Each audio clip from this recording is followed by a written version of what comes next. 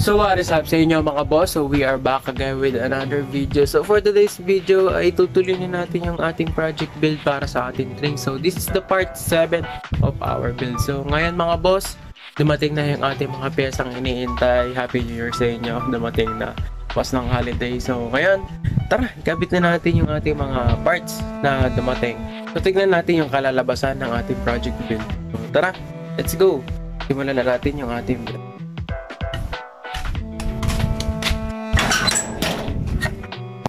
You know?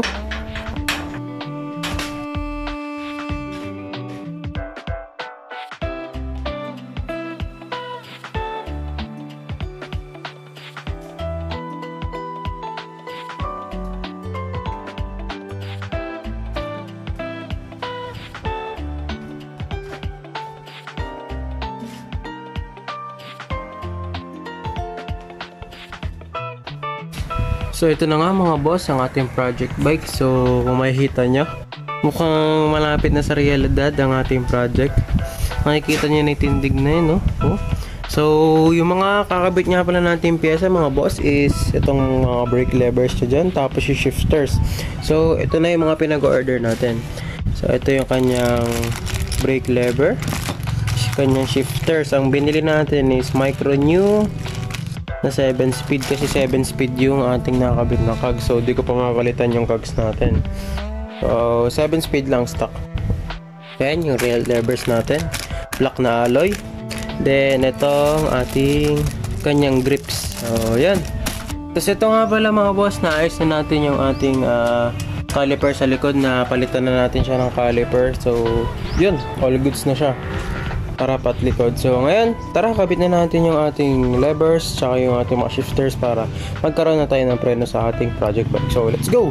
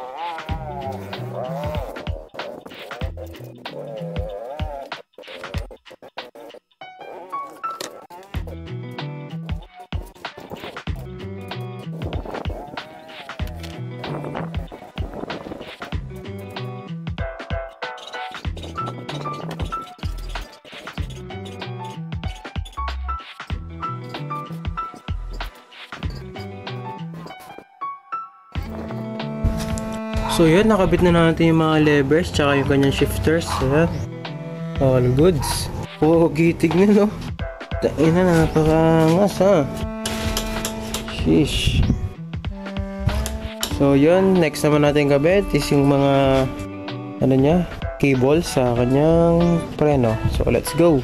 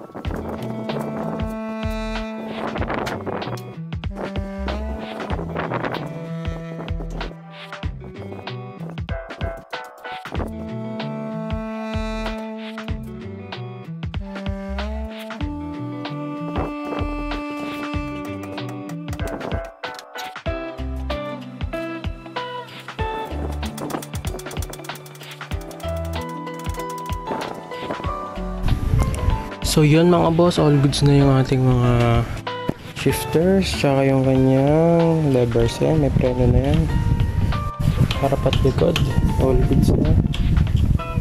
So yan, ito rin yung kanyang shifter, micro new 7 speed, yan.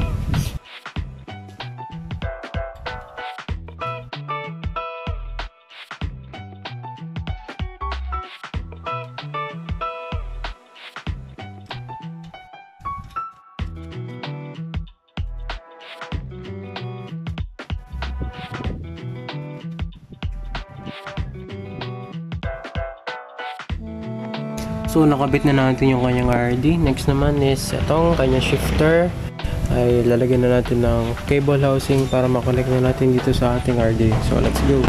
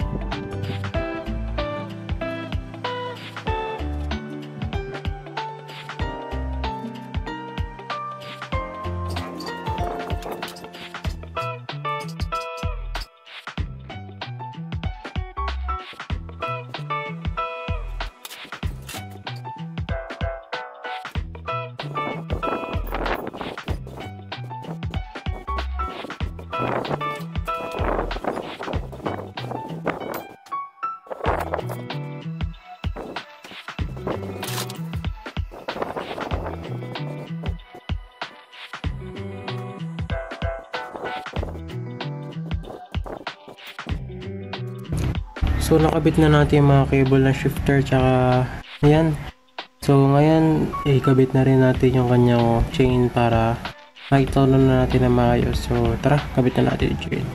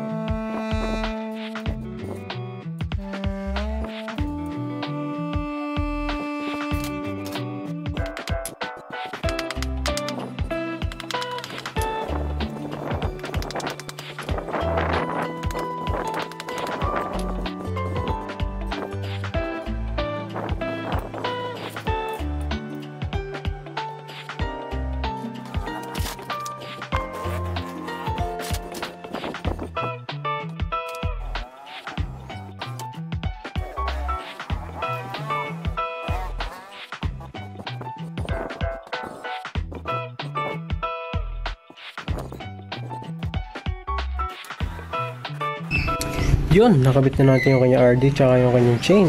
All goods na mga boss. So ngayon naman mga boss ay kakabit na natin yung pedals para pwede na natin siya mag-drive ngayon mga boss. So testing natin maya maya. So kabit na natin yung pedal. Let's go.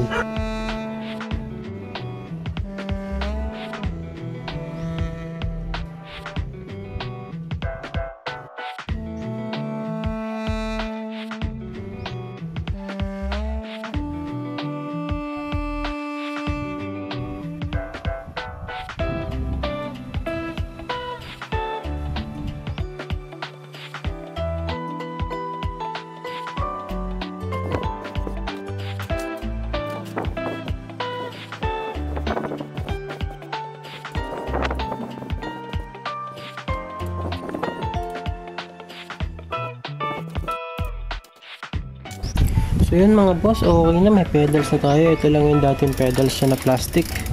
All goods pa naman, kaya kinabit pa natin. So yun, sheesh. So ngayon, test drive na natin yan.